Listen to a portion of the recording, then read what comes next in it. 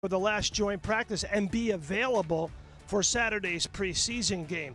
As a result, what you saw on the field was a lot of Dillon Gabriel, the rookie, and a lot of Joe Flacco, the 40-year-old veteran. And I caught up with Joe Flacco one-on-one after practice, and I asked him, how is Shedeur Sanders handling the ups and the downs and the spotlight of his rookie season? Here's his answer.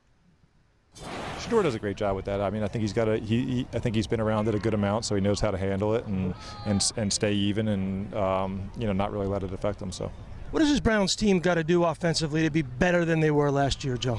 I think we just got to be physical and use that physicality to our advantage. I think anytime you want to be good on offense in this league, it starts with that. It starts with the guys up front and giving them the ability to play fast and play physical.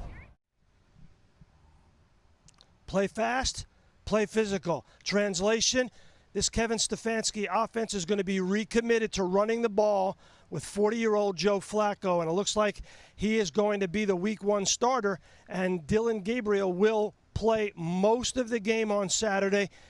Kenny Pickett still remains up in the air with that hamstring injury.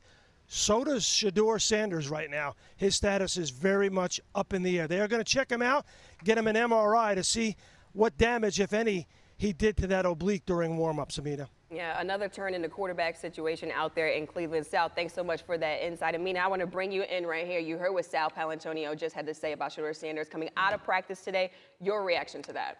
You don't want to have an overreaction. Sounds like a minor injury, of course. But I will say, for a player like Shedeur, who is competing for almost the right to compete, every snap is crucial.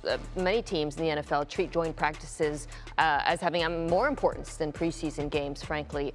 The fact that he got to play so much in preseason Week 1 was a huge advantage in his competition with Dillon Gabriel, seems like, for QB2.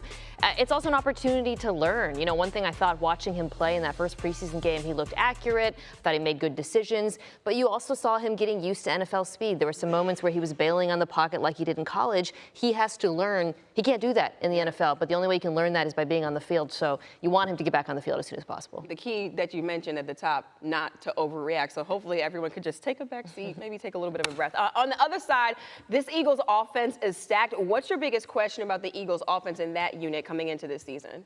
Aside from the new offensive coordinator, Kevin Patullo, coming in, that's not really a big concern for me. I would just say some of the injuries that they've had on the interior of the offensive line, Landon Dickerson's status is up in the air, their starting guard, because that is an area where they have one of the very few changes on this offense. Mekhi Becton, who was the starting guard last year, is now in the Chargers. You have likely Tyler Steen coming in his place.